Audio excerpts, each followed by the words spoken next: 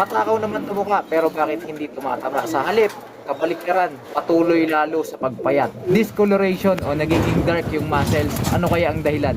Yan ang ating pag-uusapan sa episode na ito, kaya samahan ninyo ako. Tara!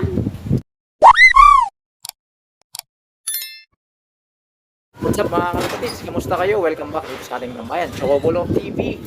Ako, napakaganda na ng panahon. At dahil dyan, eto mga kalapatids, tara, magpapalipad tayo para masimulan na natin yung ating kwentuhan. Alright, sige! Pangat! Sige! Sige! Ayun, naglulugon pa rin yung ating mga ibon mga kalapatids. Oh. Labas, labas, labas! Labas, labas! Gutom na po mga to, kaya ayaw lumabas eh. Uy, labas kayo! Nahulog pa yung isa. Oh. Alright, yun. Pag-usapan natin yung katanungan ng ating kalapatids na si Sir Daniel Belscud. Shoutout sa iyo, sir. Pumapayat daw yung kanyang ibon. Nagkakaroon ng dark muscles o maitim o darkish muscles yung muscle ng ibon niya. Ano kayong problema? Bago yan, disclaimer muna. Hindi tayo veterano, hindi tayo eksperto, hindi tayo henyo sa ginagawa natin pag-aalaga. Ang sa atin lamang ay base sa ating mga natutunan, mga karanasan. Sana huwag silang sumerga dahil napakalakas ng hangin. Alright, so bakit nga ba nagkakaroon ng discoloration or dark muscles sa ating mga ibon? Ang number one cause niyan mga kalapatids na kanubi ay poor blood circulation o hindi maganda yung pag-circulate o pag-ikot ng dugo sa katawan ng ating mga alaga. Ano bang meron sa dugo mga kalapatids na kanubi? Ang dugo kasi ang nagdadala ng oxygen sa buong parte ng katawan, kahit sa ating mga tao, ganun din sa mga hayop. So ang dugo, dyan sumasakay yung oxygen na kailangan ng body organs ng ating mga katawan o ng katawan ng ating mga alaga para mag-function ng maayos. Okay, so kapag hindi maganda yung circulation o mabagal o may bara, may clog, ay kukulangin nga naman sa oxygen yung mga ugat at maging organ at muscles ng ating mga alaga at nagiging dahilan yon kaya nagiging dark yung color ng kanilang mga muscles. Okay, pero hindi lang yan mga kalapatids, dahil merong underlying issues pa yung ating kalapatids na nagtatanong na si Sir Daniel. So ang problema kasi sa kanya ay sobrang pumapayat yung isang ibon niya. Malakas kumain, breeder mix pa nga yung ibinibigay ng ating kalapatids, pero mabilis pa rin pumapayat at pumapayat ng pumapayat. Ano kaya ang dahilan kung bakit nagkakaganyan? Ating mga ibon mga kalapatids, so papakumain ko muna to para dire-diretso yung kwentuhan natin dahil mahirap nang mahabaan na. Pasok, pasok!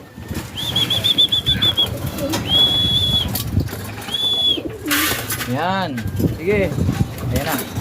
Papasukan na yung ating mga ibon. Okay.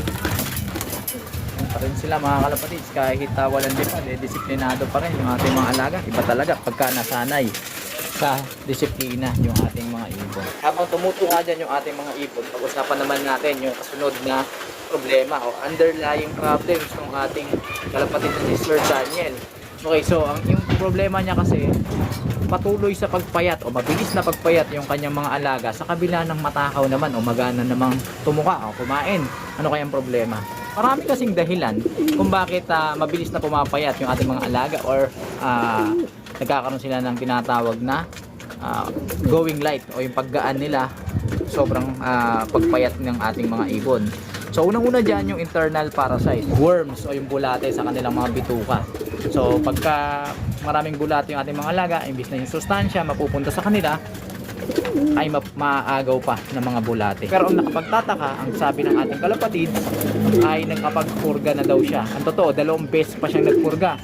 Pinurga niya, then after several weeks, sinundan niya ng follow-up, pinurga niya uli para talagang malinis. Pero wala pa rin epekto, ganun pa rin, mabilis pa rin pumapayat yung kanyang alaga. Maaari din kasing meron siyang ibang parasite doon sa kanyang bituka, o lalo-lalo na doon sa lining ng kanyang gut o yung kanyang butchi. Alright? So yun yung tinatawag na coccidiosis. Ano ba yung coccidiosis na yan? Ayan yung mga protozoan na nakaka-apekto rin sa kalusugan ng ating mga ibon. Mabilis yan makapagpapayat mga kalapatids.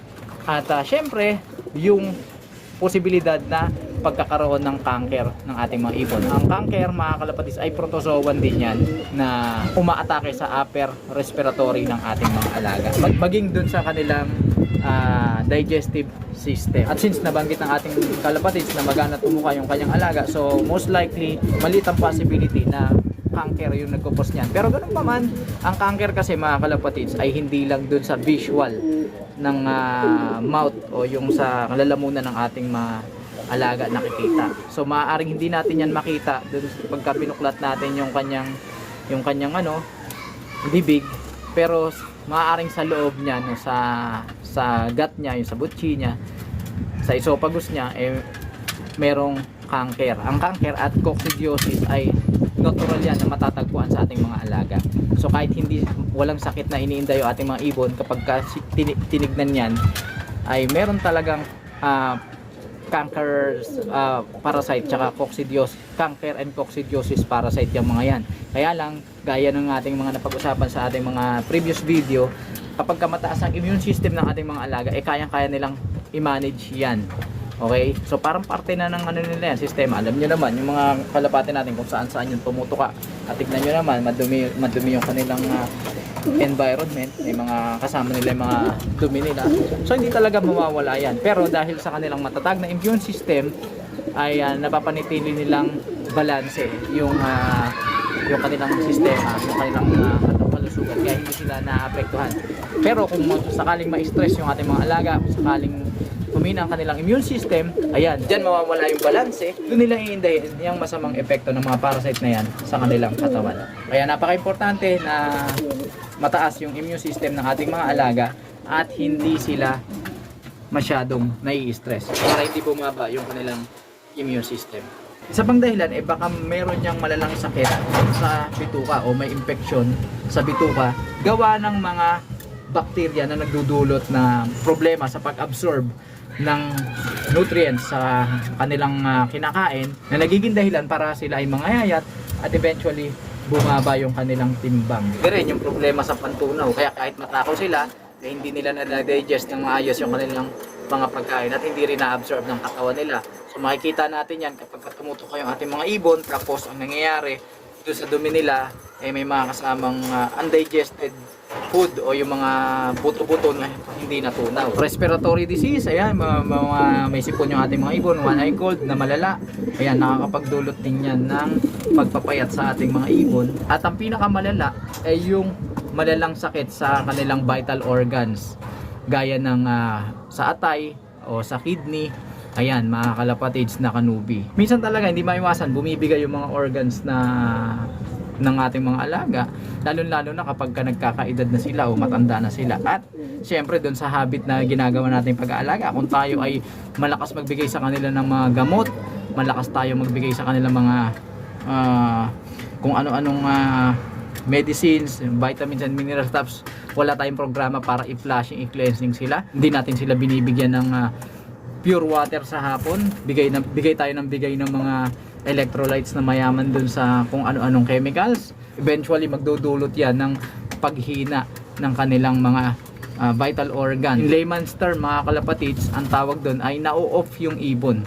Maagang na-off yung ibon dahil nga nalulusaw, nasusunog dun sa mga chemicals na binibigay natin na matatagpuan dun sa mga gamot or mga medicines at mga pampalakas na binibigay natin sa kanila. Kaya napaka-importante na magkaroon din tayo ng maayos na programa para ma-maintain natin na healthy din yung mga body organs natin mga alaga, lalo na yung liver at yung kidney nila.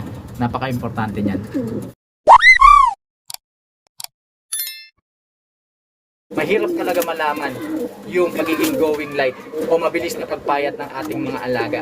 Kaya ang pinaka-the best na magagawa mo dyan ay ipatingin yan sa veterinaryo. Kasi sa veterinaryo, magkakaroon ng throat testing yan, pati yung kanilang fecal o yung kanilang dumi, pagsusuri sa kanilang dumi, maging sa kanilang dugo. At sa mga test na yun, mabilis na malalaman kung ano talaga yung pinakasanhi kung bakit namamayat, kung ano ang sanhi ng problema ng iyong alaga. Pero teka, usapang totoo tayo mga kalapatids na kalugi. Hindi naman talaga natin ginagawa yung pagpapacheck up sa veterinaryo. Hindi dahil sa hindi natin gusto, dahil siyempre tapos din tayo, wala sa budget, at maliban na lang kung super valuable yung ating alagang yan, halimbawa super champion o super breeder na nagpo-produce ng maraming champions o nag-aanak ng napakaraming champions. Ayan, talaga super valuable yan. At kung sa akin mangyari yan, walang agam-agam na didiretso talaga ako sa veterinaryo para ipatingin, para magamot ng mabilis, accurately. Pero dahil hindi natin ginagawa yon, mapapayo ko na lang dun sa ating kalapatid na si Sir Daniel, try mong i-check yung lalamunan ng iyong mga alaga. Baka mamaya meron ng cancer sa loob. Dahil kapag ka nagkaroon ng cancer yan sa kanilang lalamunan, ibig sabihin nun, malala na yung sakit nilang cancer. So, check mo yung lalamunan kung meron ka makikitang mga dilaw-dilaw o yung parang cheese. At pagka meron kang nakitang cancer, ay bigyan mo na ng gamot ng pang-cancer. At since 2 beses ka na nagpurga, itigil mo muna yung pagpupurga, mag-pause ka muna, at hayaan mo muna makabawi sa stress yung iyong mga alaga. Pero hindi pa rin nawawala yung posibilidad na merong worms, merong bulate yung iyong alaga. Kasi nabanggit mo na ginamit mo ay bastonero, yung water soluble. Pero dapat natin tandaan na merong iba't ibang uri ng worms o bulate na maaaring kumapit sa ating mga alaga tapos ng hangin. So una, yung pinworm, merong tapeworm, merong roundworm, o kung ano-ano pa. Merong mga pampurga na let's say hindi sila masyadong nakapokus sa tapeworm, para lang sila sa roundworm, yung mga ganun.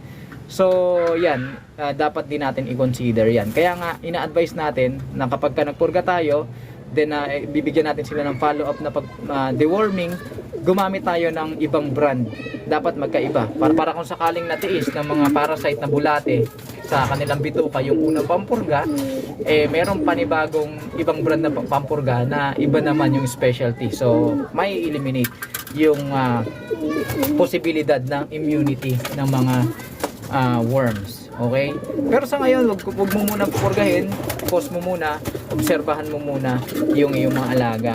At siguro makakatulong yung pagsusubo ng bawang, dahil ang bawang ay nakakapagpaganda ng blood circulation sa katawan kahit sa ating mga tao, nakakatulong yan.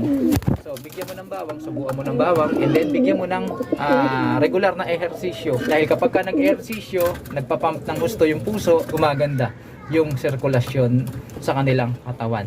Iwasan din yung pagbibigay lagi ng mga gamot o medicine o mga pampalakas, pampabilis, kung ano-ano pa, yung mga binibigay natin sa ating mga alaga tuwing may karera. Lalo na pagka off-season, wala naman lipad yung mga ibon nyo, huwag nyo nang lutuin masyado sa gamot.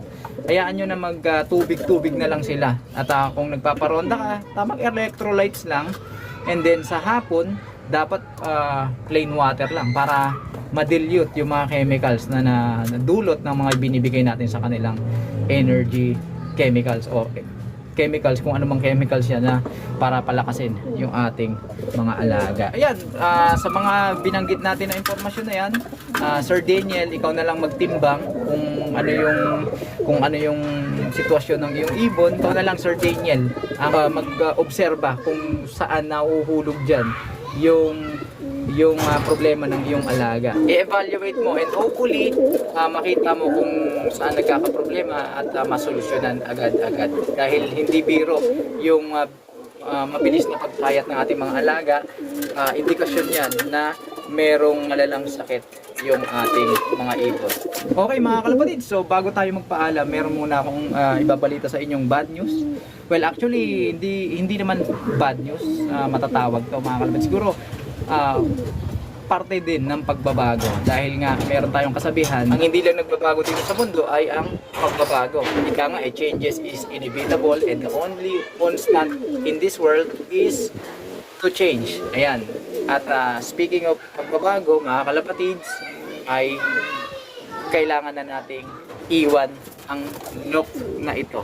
Okay mga kalapatis, medyo nakakalungkot man pero tinitignan ko ito into positive way kasi kailangan na naming lumipat ng tirahan.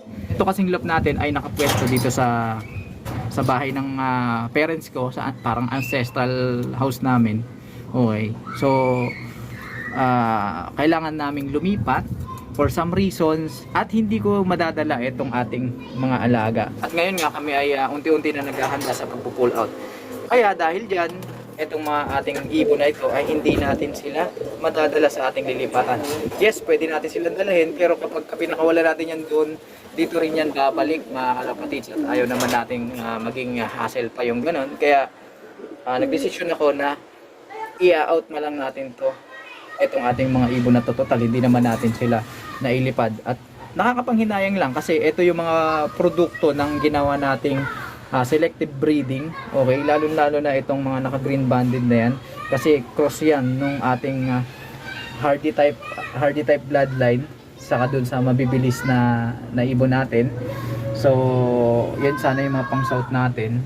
Pero mag-iiwan ako. Syempre hindi pa rin tayo titigil mga kalapatids. Mag-iiwan ako nung ibon na doon ko aalagaan. Siguro gagawin kong breeders mga kalapatid. Gagawin ko na lang silang breeder doon. Okay? At doon tayo kukuha ng kanilang mga lahi. Hopefully doon sa lilipatan namin makapag-establish agad tayo ng loft doon kung saan makakapag-alaga tayo ng ating mga ibon at matutuloy natin yung ating kwentuhan. At sure na sure naman yan mga kalapatids, huwag kayo mag-alala. Hindi ko kayo iiwan. Nandito lang din yung ating kwentuhan kahit nagpo-pull out tayo dito, tuloy-tuloy pa rin yung ating kwentuhan. Marami namang pamamaraan. At sa nakikita nyo naman, kapag nagsasalita lang naman ako, nagpapaliwanag, nagkukwento, binibidyohan ko lang naman yung ating mga alaga. So pwede natin gawin yan anytime. At sa ngayon, kailangan natin gawin to. Sana kahit ganoon pa man, suportahan nyo pa rin itong channel natin. Gagawa pa rin naman tayo ng mga videos. Pwede nyo bisitahin yung mga ibang episodes natin, yung mga videos natin na na-upload na natin para sa mga kanubi natin na may mga ganong klaseng issue sa kanilang ginagawang pag-aalaga. Kaya mag-like, comment, share sa video ito at maging doon sa iba nating mga uploaded videos. Panoorin nyo lang mga kalapatids, marami kayong makukuhang idea dyan. So i-out natin to mga kalapatids, out natin yan, yung mga yan. So mamimili lang ako ng mga ititira ko at gagawin kong breeders doon. Maging eto. So abangan nyo na lang siguro sa ating Facebook page, ipopost ko na lang yung mga i-out natin. Siyempre murang halaga mga kalapatids dahil para talaga yan dun sa mga gustong magsimula sa pag-aalaga na hindi na sila gumugol pa ng mahabang panahon sa pagta-trial and error lang. Kahit pa paano naman masasabi nating kayang sumabay itong ating mga ibon sa mga liparan at umuwi naman ng malayuan. Dahil naman sinabi natin very reasonable lang yan. So abangan nyo na lang dun sa ating Facebook page. Mag-PM kayo sa mga interesado at mapag-uusapan natin yan in a very reasonable conversation mga kalapatids na kanubi. Okay, so yan muna sa ngayon at sana magdire-diretso na ang ganda ng panahon. Keep safe everyone hanggang sa muli nating pagkikita. Paalam.